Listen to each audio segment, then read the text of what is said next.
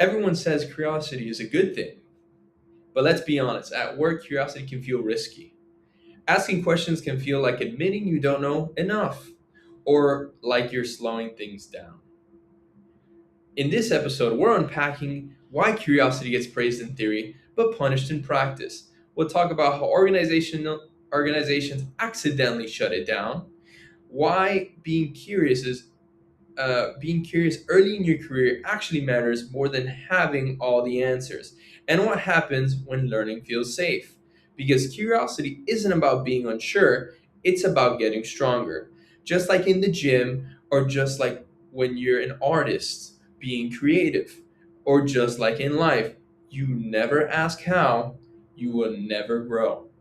Now, so whether you're early in your career, leading a team, or trying to build a culture of learning, this episode is for you. Let's get into it. Welcome to the Super IO Bros podcast. I'm joined by my co host, John. I'm Carlos. And today we're going to be talking about curiosity. So let's get into it. What is curiosity? So I feel like curiosity is the willing to examine and rewrite our assumptions. We were talking before the podcast started and like chopping it up and really like breaking down curiosity. I think we both have similar views on it. And like we've come up with like this umbrella term almost like how curiosity is almost like a two-parter, like a two-part step. At least that's what I got from the conversation. Like for me, curiosity very much is like a feeling that we all have like dormant within us. I think the curiosity that we're going to be discussing today is more acting on it, and like how organizations can get people to act on it, and how shutting that the act of acting on your curiosity can backfire on the employee and such. But I think curiosity is like a two-part step. It's the thought first, and then it's the action. It's the follow through. And I feel like the follow through is what organizations are looking for the most. Everybody has unique ideas, but not everybody will follow through on it. So that's why I said like the willingness to examine and rewrite our assumptions, the willingness to act on your curiosities, put yourself out there, put yourself out on that island and try to rewrite something, reinvent the wheel in this sense, try to improve on the processes. And I think that's the most important part of curiosity. Yeah, curiosity, the way we're kind of going to talk about it today, it's like you said, it's I feel like it's a bridge between the action or the initial thought and the action. What gets you there? Yeah, what gets you there? I feel like it's a connector. It's definitely a motivator of sorts. Yes.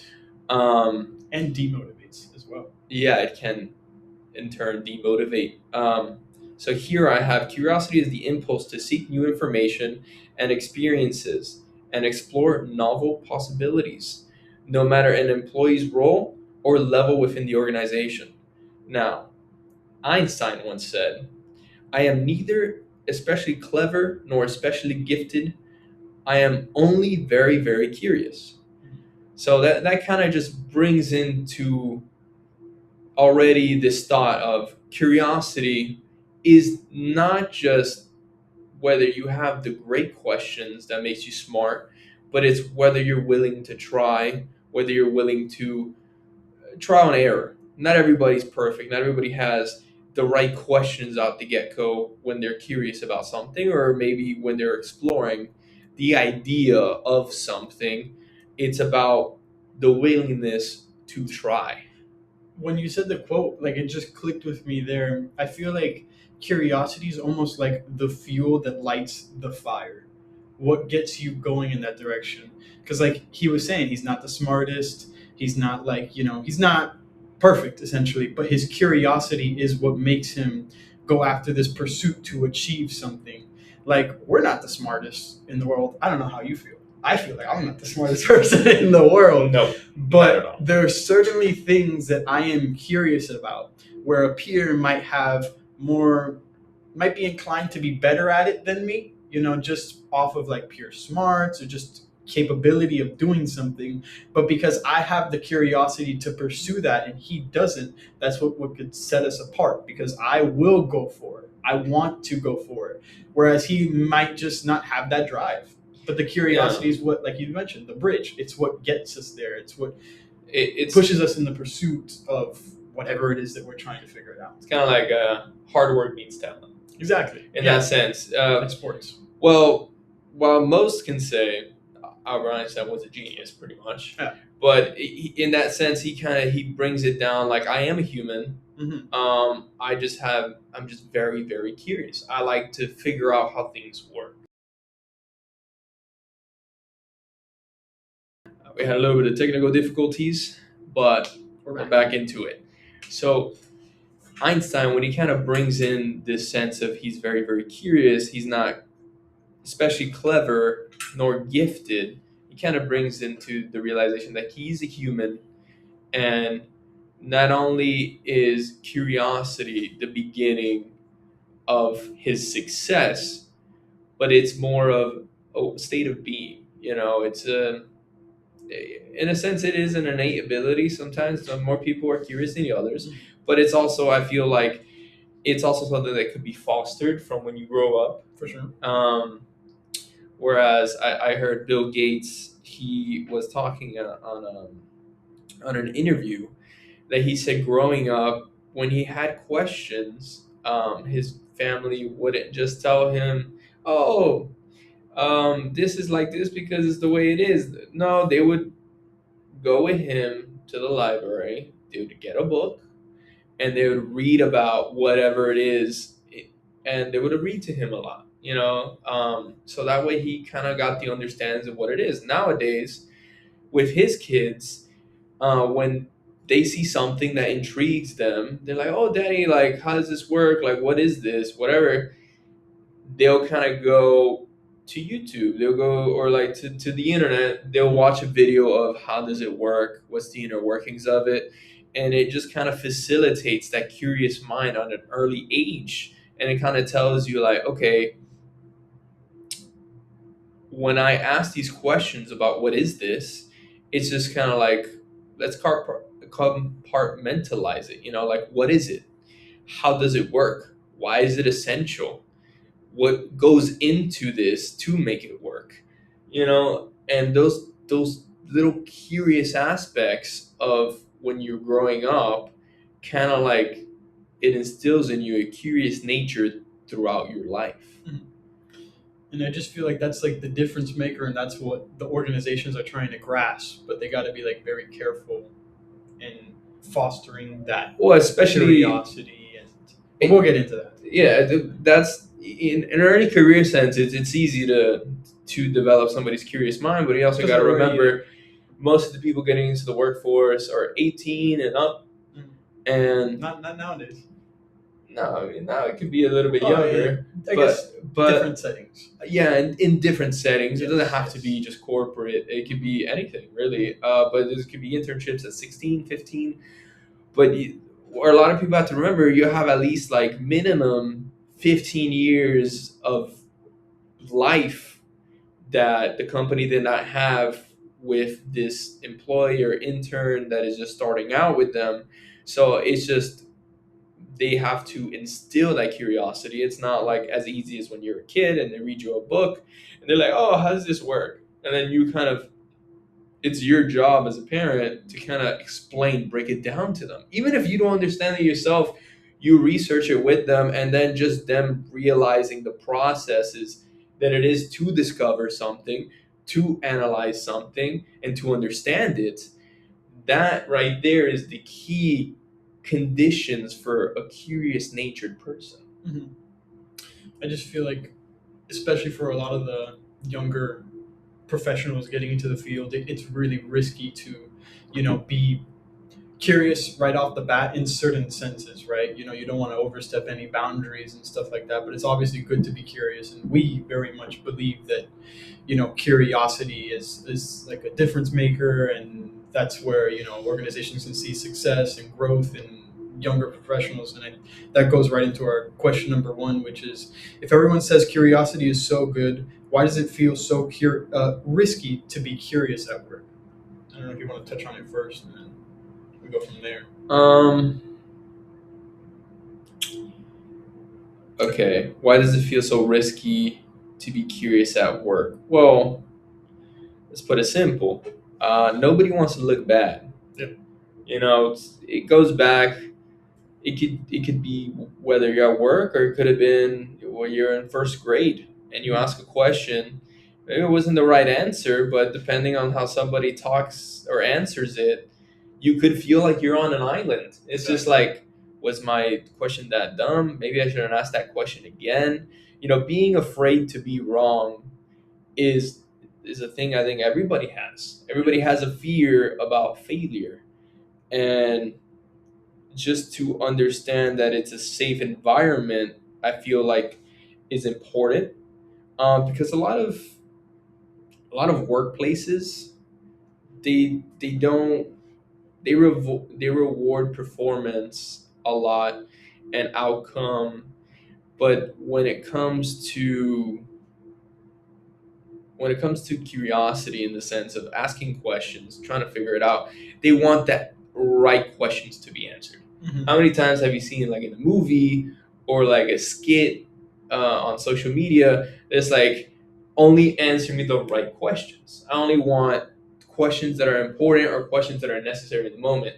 And sometimes those questions asked by an employee might not be necessary in the moment, but it Mhm. could be necessary later on, Mhm. or it could be a problem that was resolved before, but it's being brought up again because it's starting to arise all over again. So it's always something to look at, but there's always that pressure that by asking the question, you're wasting the company's time, Mhm. and it's being shown in a negative light. I mean, when you ask a question, not only can it be, um, somebody could feel, where would I say this? Like, if you ask questions, some of them might feel like it's undermining the leadership, Mhm. like downing the leadership, or when they don't know something, you ask a question for elaboration, they might think, No oh, one this understands. person's a little Yeah, exactly. slow. Maybe I need to dumb it down for them. They're Mhm. not getting it. They're not adapting fast enough. Mhm. We have to be at this pace. And sometimes not everybody works that way. Mhm. And it's important to be able to clarify, because you might ask the question, or I mean, I'm sure a lot of people have been in this situation where somebody asked a question in a meeting, and that question was probably something that was on your mind, you didn't know needed answering until it was asked. Mhm. So asking those questions doesn't just help yourself, it could help someone Others. else. Mhm. Uh, what do you want to chime in on that? Yeah, I think like innately it's just being curious in and of itself is risky. Like we mentioned, like it's just the unknowingness of the response that you're gonna get. And like you said, kind of going against the grain, going against leadership, that in and of itself is very risky because you don't know what the repercussions of speaking your mind and asking the questions and maybe putting some pushback on what a leader might have in place currently, what that could result in. Nobody wants to, like, get sent back down, lose their job, or just have this perception about them that they challenge leadership. They're not as bright as maybe they were perceived before because they asked quote unquote stupid question. So it's just like risky. It's risky to put yourself out there. You're basically like stripping yourself of everything and you know putting yourself out there on that island so that people can view you. That's what it is to like raise your hand and ask a question in school, or just put yourself out there in like a board meeting, or going up to your boss and being like, hey, I feel like we could expedite this and that by doing this process. It's risky. You don't know what they're going to say. So, you know, there's not really much to go around it. I think it's just build the organization, like fostering that culture of curiosity, because like the organization's already structured, they already have everything in place for a reason. So they prioritize conformity, they prioritize efficiency and like certainties. And that's why curiosity is risky, because it goes against all of that. In a sense, it's going against it. Yeah, When but you're trying to pitch an idea, when you're trying to solve a problem that you might see in the processes that are set in place. We don't know how much time has been put into these processes beforehand, but yeah, we have this unique idea that we might see and we might really feel strongly could bring the organization success in implementing it. But it's hard to build up that courage. So that's why it's just risky. It's 50-50. Like, one, you're going against the processes that are already set in place. We can like almost call them like laws, like what's set in stone within the organization. And two, you're overcoming that fear of yourself, that doubt, that maybe, like you said, like you might have an idea that you might have in your mind, or a question that you might want to ask, and you don't know if other people see it too. But when somebody does ask it, then there goes that like sense of self that's like holding yourself back. So like I feel like it's a two-parter almost. Like the organization has to build the sense of you know culture around curiosity that then enables the employee to get over that fear and over that risk to then allow them to be curious at yeah. work. And curiosity doesn't just have to stem from wanting to ask questions about new ideas or innovation. It isn't entirely about innovation. I feel like sometimes it's just about understanding. Understanding. Like, let's say you're starting a new position. I mean, to put it into a very worldwide view, imagine walking into a gym for the first time. You want to know how a machine is used. Everyone around you looks like they're pretty experienced, but you don't want to bother them because they all got their headphones on. They're all going at it, but it's your first time. And you don't want them to think you're incompetent. It's like, why is he in the gym if he doesn't know how to use the machines? So instead, you just look at what somebody does and you try to do it. But by doing that, You can do it maybe you can grasp it, but you could do it wrong and you could injure yourself. Instead of maybe straightening your back, you could be bending your back, and it could cause a hernia long term. Um, so it's those questions. It's not just about thinking outside the box. Sometimes it's about just trying to understand what's in front of you Mhm. and being able to ask those questions and feel confident in, this is what I need to adapt to this new environment. This is what I need to adapt and learn, is the most important part, which I think also goes back to the Einstein quote. He was just very, very curious, and it's just, you don't have to be a brain to be in the gym or to learn new things. You just have to be curious Willing. about them, the willingness to learn something. Mhm. Trial and error. Trial and error, which is where I feel like kind of comes, the curiosity is like a bridge. I feel like there's like a fixation on the intent of learning. Then there's the curiosity aspect, a bridge, whereas it facilitates that idea or the want. And then there's the outcome, which would be the question. I think all of the risk lies within like the error and the outcome and how it would be perceived, because nobody wants to put themselves out there.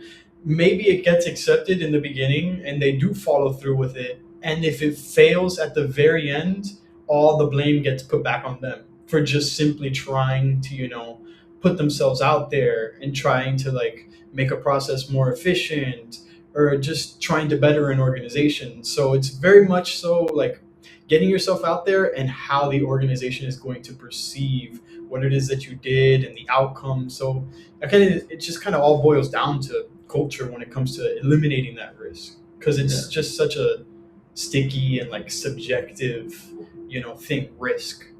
Which kind of goes into our next question. Mhm. How do organizations accidentally kill curiosity without meaning to? Most organizations don't kill curiosity on purpose. They do it through system signals and silence. Kind of like you were saying, there's already systems in place. There's a standard operation, standard procedures in the company that must be followed. You know, but curiosity can die when leaders reward execution, not exploration. Uh, they It dies when questions slow timelines and they get subtly like discouraged, Mhm. because it's like we want things fast, we Yeah. want things good, but they question the outcome more than the process. And sometimes it's like you ever seen the saying, if you fall in love with the journey, not the destination, you will go farther in life. Mhm. The man that walks every day Mhm. will walk more if he falls in love with the walk Mhm. than if he just goes with the destination. Because there's a purpose. There's a purpose behind it. Mhm. There's intent. So just the want to get somewhere, or just the want to go through that process, Mhm. you will find new ways to approach situations. Mhm. Even if that doesn't work out, Exactly. you might be curious about something else. And like you touched on all the, I think, objective parts of like how the organization can kill curiosity, like through deadlines, through expectations. I feel like they could also kill curiosity through like the way that they go about approaching the employee, which is like very subjective. They could be very clear cut and just be very honest and just be gentle with them as possible and be like, hey, sorry, isn't a good idea, we're not going to follow through with it. But the way that they execute that is very touchy. Like they could think that they're doing it the right way, they could think that they're shutting it down the proper way, letting them down easy, but like it could also kill the curiosity within the employee, and they just don't pursue this again because the way that the organization handled it, they perceived it as like maybe It looking wasn't down on it them wasn't or seen as productive. It was seen as a waste of time, yeah. And or like a wasted avenue, I would exactly. say. So they kill curiosity through, just the way that they handle the situation. It's very touchy because you don't know how much someone's invested into this curiosity. Maybe they've already more than just thought it through, like they've started acting on it. And maybe their idea is great, and maybe they can fix a lot of the processes that you have within your organization, but maybe they just have an issue with like or trouble trying to portray that idea. And it doesn't mean that it shouldn't be followed through. Maybe just like talk through it with them more, ask them questions. Like when I bring up questions to my boss or when I bring ideas to my boss, I have a lot of autonomy over my work, so I come with my ideas already 35, 40, 50% away into it. This is more than just an idea. I've already invested time because he trusts me to come up with good ideas, right? So once I get there, once I've gotten it to the point where I'm ready to present it before I move on, he asked me questions like, why this? What if this happens? How might we make this better? He asks questions to build upon my curiosity. He wants me to go deeper on my ideas. If it's something that he might think that doesn't serve any purpose, he'll spin it in a way that doesn't just shut me down and say don't pursue that avenue, but maybe be like, like I said, like what if we do this instead, because you know something might not be receptive or it's just not as efficient. So like giving them alternatives. Whereas it kind of goes back to the beginning when you are facilitating a child growing up, trying to facilitate curiosity. You don't just tell them, oh, it works because of this. Exactly. You kind of break it down to them. You're like, Mhm. okay, well, this works because of this, and let's explore This why avenue. does it work. Yeah.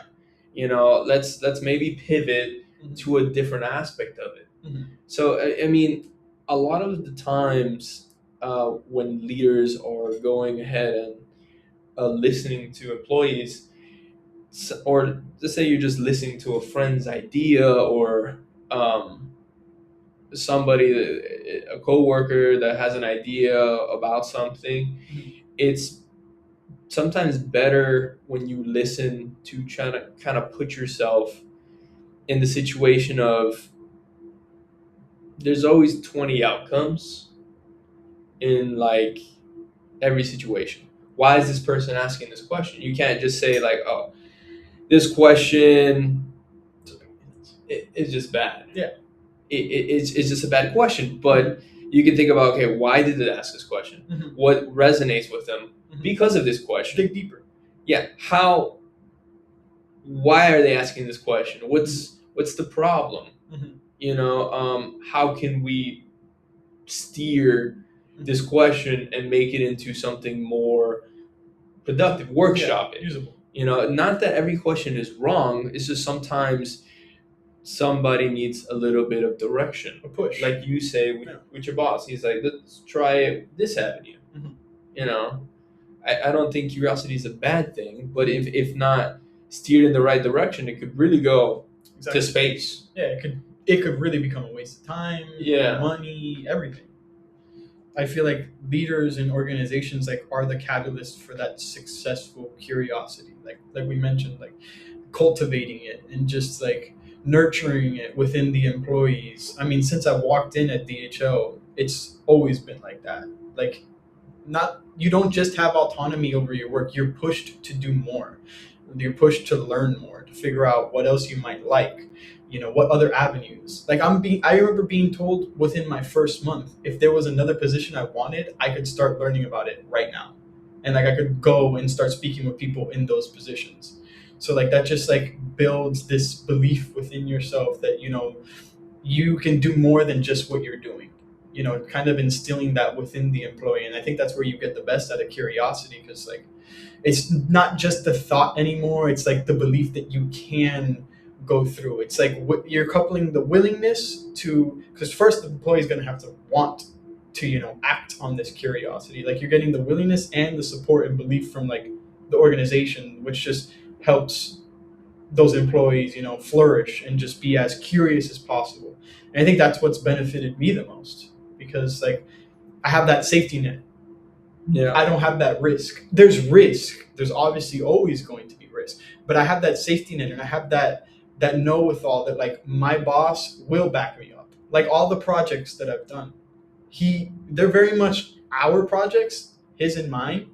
But he always, whenever he's presenting it to a leader, like for the award that they were talking about, he's like, this is yours. Every time he talks about it, like when he talked to the head of HR for Americas, he's like, this is his project. He created it. He did everything.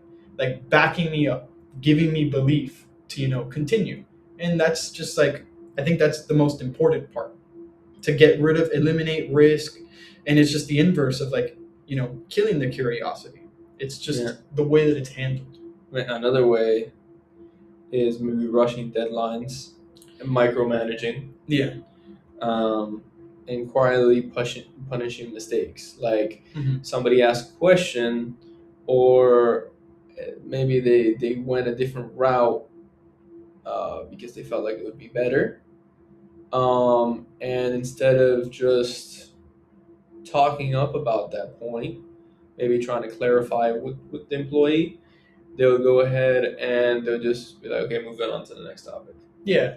They'll Almost being brush it dismissive. over. Dismissive of. Yeah. Yeah, exactly. It's like we mentioned, like all those like subjective little things. Like, the person who did it might not mean anything by it. They might think, oh, like I'm not being rude or whatever. But the way that somebody else interprets it and the way that they feel about it might just like turn them off from ever being curious again. Let's put a little workplace example. A little quick. A manager that you have always says, ask me questions anytime. But when you ask him, all he says is, trust the process. Curiosity. The message received is, curiosity only slows things down. Do everything as you're supposed to. Mm-hmm. Which that is not entirely true. Sometimes, yeah, going with the grain is good because it's what laid the foundation of where your position is today and how to excel at that position. But a lot of people don't just excel from just their position. Like if you want to excel in your career, it's okay to ask questions to learn how to improve your position, or like become a better, more efficient worker. Sometimes what somebody else does, like a coworker, might work better for you. If you ask them, oh, how is it that you're translating emails faster? And it's like, oh, I've been implementing AI to translate for me instead of just by hand translating. And that saves me like about 3 minutes on translations. It's like, oh, okay, it's perfect. I'll use it to mitigate the time that I would be losing normally doing it by hand. Mm-hmm. Yeah. I think that's something very valuable to keep and mention it. But yeah, and then we want to go to question three. Let's go for it. All right, question three. What actually changes when curiosity is encouraged? Why does that matter in your early career? I think I'll touch on that first. I feel like what changes when it's encouraged. I didn't completely forgot this question was up next when I started rambling about work. But what changes is just that sense of self where you feel confident in your abilities to like create meaningful change. The belief, the imposter syndrome kind of just disappears. You know you can do it now. It's not just like talking the talk, you can like walk the walk. You can back it up. And Create self efficacy, it builds self efficacy, like when it's encouraged, like I mentioned, confidence in oneself is self ability. efficacy, yeah. Yeah. But like when I mentioned the safety net, like I know with all that I'm doing, I have a backup. That's why I don't feel bad when I'm doing like building on my ideas on my time at work, because like I know it's encouraged. I know they want me to go out and like be a self-starter in a sense. If I identify something that could use it, it's not a waste of time if I take care of my other duties first, other tasks first, and I have time to continue expanding on this idea, expanding on this change that I might have for the organization, and then presenting it to them. I know I'm not going to be punished for working an idea while I'm on work. I know I'm not going to be like, all those risks are just completely mitigated. I'm not going to be put on an island. I'm not going to be put on a spot. Like it's not going to backfire. That safety net. Like I know it's not going to come back to harm me in any way. So it's just like almost liberating. Like and it also builds a greater sense of self and like validation and just like your belief in your ability to do it.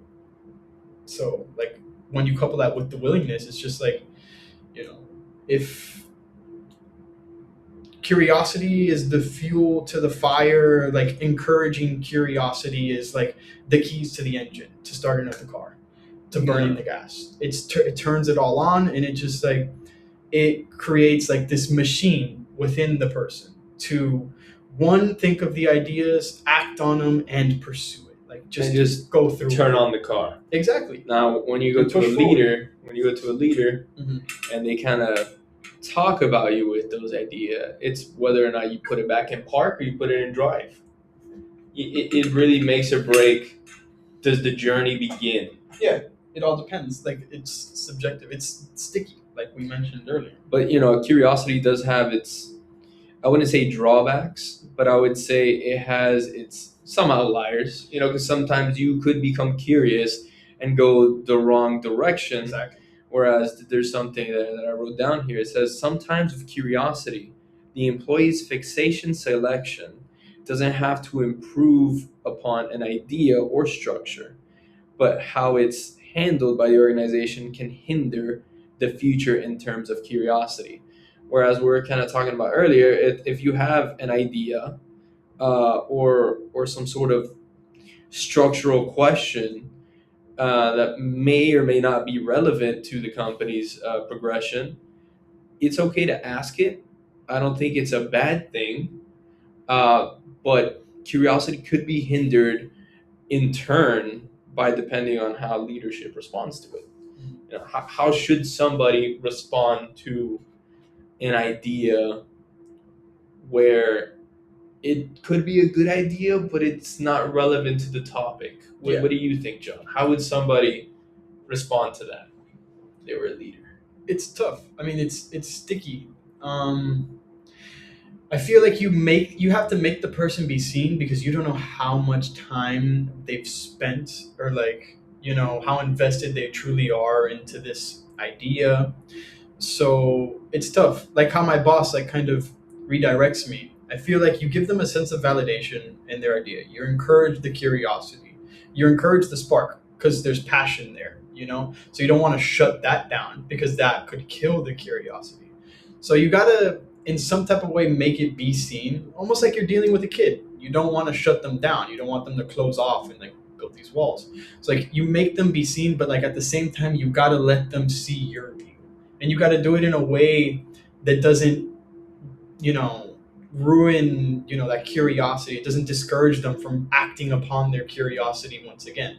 Maybe try to, like we were talking, like you got to get in their mind, you got to get in their shoes to understand what it is that they want, but you also got to help them get in your shoes and see how, like how we were mentioning, somebody might be pursuing improving upon a process that's already like 98% optimized, but they think they could get to the 99%, but it's going to take years of work. Is that 1% really that useful for that person? I'm sure it probably is. They're like, oh, 99% is great, but for the organization, it's like one more percentage. How much big of a difference is it really going to make?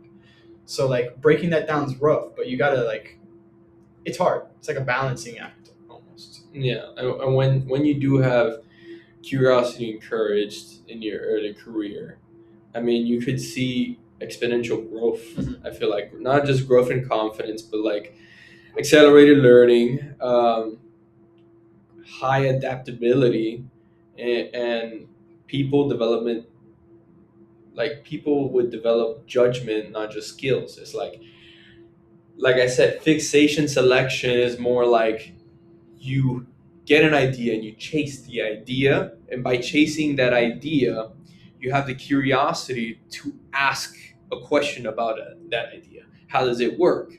um, should it be pursued? Is there something that I should be looking into? And you talk to your leader about that. Asking that question is kind of brought on with a curiosity that is encouraged in the workplace. Now let's do a gym example here. Two people start lifting at the same time, right? But person A copies workouts but never asks questions, Mhm. But person B asks about form, recovery, and progression to probably the biggest guy in the gym, or like, and just people as he goes about it. He asks questions. He's not shy from it. Maybe some people initially will be grumpy, but one thing I've learned from going to the gym for years, everybody's pretty nice. Yeah. Like when you ask questions, they don't mind it. They like. I mean, I don't know what you do. They love questions. They love to see people grow in the gym community. It's normally not that toxic. Yeah, there's grunts, there's moans, but like everybody's just trying to get better. Mhm. And once you realize that in your workplace as well, you will keep growing, because 6 months down the line, person A is going to be stuck Mhm. with injuries, maybe, or just on the same weight level. They're not PRing, they're not getting a personal best. But person B is stronger, more confident, and injury free. So, I mean, the same thing goes, I feel like, in your career. A junior employee asks, can I understand how this decision connects to the bigger picture? That question turns into task insight, and then the insight turns into trust, and the trust turns into opportunity. So just clarifying or asking about how something works can, because a lot of the time employees are also, you don't want groupthink in your company. You want diversifying knowledge. Mhm. You want people to come in here. You Different want to aspects. have a culture. Mhm. I think having a culture is good for a company, but having a group think type of culture where there's no diversity in how people think or come up with ideas or see questions in front of them, Mhm. because you can have a question in front of you, but somebody can see it, perceive it differently than you. Mhm. It's like, oh, I don't have a question right now, but let's say, how do bank accounts work? How do you start one? Oh, don't ask And me. no, but somebody might ask like, oh, you just go to the bank teller and you open an account. But then when that question's asked, maybe you were thinking to yourself, okay, what account would you want to get? Mhm. And somebody else is like, I don't want a savings and checkings. No one is like, okay, what I would want a mutual fund. So the conversation diversifies Yeah. from the start of one question. So Yeah. it branches out and it clarifies specific details of a plan. Mhm. And I feel like that's very important in terms of curiosity. Mhm.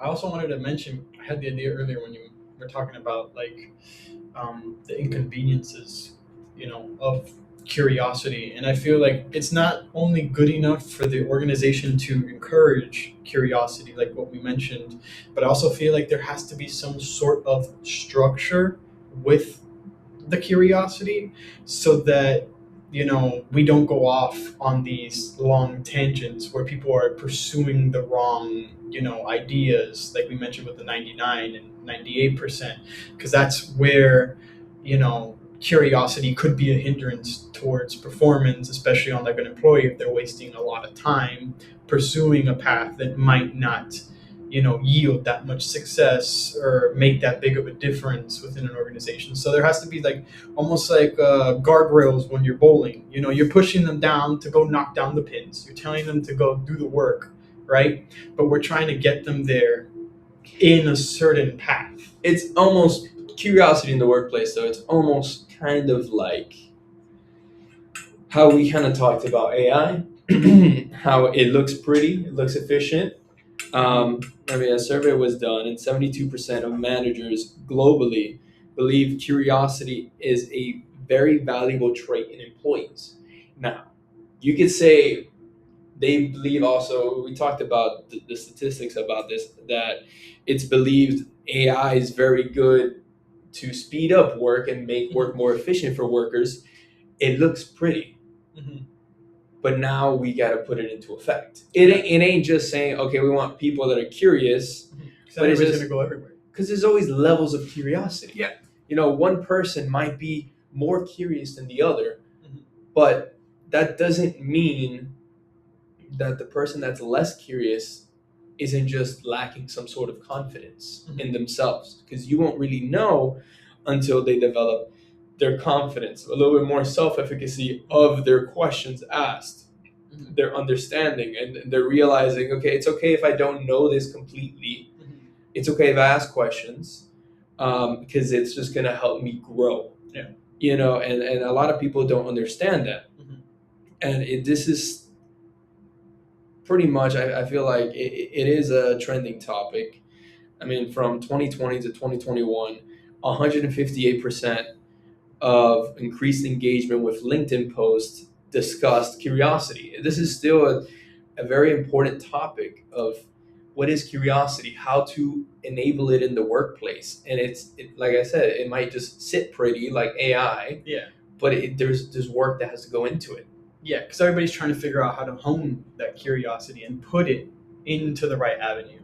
But It's just there's so much nuance behind it, because it's just like I mentioned, like with the guardrails, like there's just, if you don't have that kind of control over it, it's just going to go everywhere. Like you have to learn how to grasp it, and it's difficult because there's so much behind it. It's half, like we mentioned, like it's half organizational and half on the employee.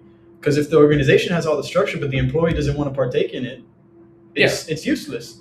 And if the employee has all the willingness, all the belief in themselves, but the organization doesn't allow them to act on it, it's useless. So there's just so much that needs to go right for it to like be maximized, that I think that's why it's so trendy, and I think that's why it's so hot right now, because it's something that's difficult to put a finger on and be like, this is how you graft curiosity and you get the best results out of it. It's so sticky, there's so much behind it, so trying to figure out that problem. But I think another method to understanding curiosity and enabling it in the workplace as a leader is sometimes like it's okay. On Amazon, it's they in their meetings with leaders. Let's say you have like a team. There's certain team meetings. Normally, when they're going about ideas and topics, normally the leader doesn't speak until the end of each topic or idea. And this is important because it is seen as, it gives the leader time to learn what everybody's saying, understand it, and kind of perceive it. Like as I was saying before, certain situations, this could be like, why are they asking this question? You can't just say like, oh, they just asked a dumb question. It's more of like, is this a necessity that there is this a problem that they're facing on the daily? What about this question is hindering them, or why is this question a problem? Because it wouldn't be brought up unless there was some sort of problem, or maybe a curiosity of how something works. How can it be improved? Not all questions are bad. Some are just probably misaligned. Yeah. And it's important to recognize those, but not shut them down. And in Amazon, it's normally they wait at the end, because the team leaders normally have the most buy-in from every employee. So when they speak upon an idea, when somebody's still kind of trying to speak their idea and they kind of shut it down, everybody's going to shut it down. Everybody's going to see like, okay, maybe I shouldn't give ideas, I shouldn't give questions. Or so with allowing everybody to kind of speak, and they speak at the end, it kind of gives more of a, okay, we got kind of like an open mic. Yeah. Let's go ahead, let's talk about this, let's learn about it, and then we'll kind of draw consensus at the end. It signals that their voices are valued, And and there's no wrong questions. It gives them a room to express themselves. it also allows for innovation. Exactly. In this sort of way, because instead of just groupthink, it's like, I'm just gonna be quiet because I saw him shut down somebody. Exactly. So I fear it. I don't want to be shut down in front of everybody. Instead of, okay, I've taken all your stuff, and then kind of like talk about it with everybody as a group, which is very important to facilitate curiosity in the workplace. For sure. Do you have anything to add? Or? No, I think that was great. Well, thank you. Well, if there's one thing we hope you take from this episode, it's this: curiosity isn't a weakness; it's a skill. And like any skill, it only grows when it's used. Whether you're early in your career, leading a team, or just trying to get better at what you do, the question isn't, do I look like I have it all figured out? It's, am I still willing to learn? As Albert Einstein, you may not be a genius. You may not be super talented, but as long as you're very, very curious, you will go very, very far. Because the strongest people in the gym ask about form. The best artists ask why techniques work. And the best professionals ask questions before problems show up. So this week, try this. Ask one question you've been holding back. Not to challenge yourself, not to impress, but just to understand. That's where we grow. That's where growth actually begins. Thanks for listening to the Super IO Growth Podcast. If this episode resonated with you, share this with someone who's early in their career, or someone who leads them, or just willing to learn. We'll see you next time. Stay curious. Stay curious.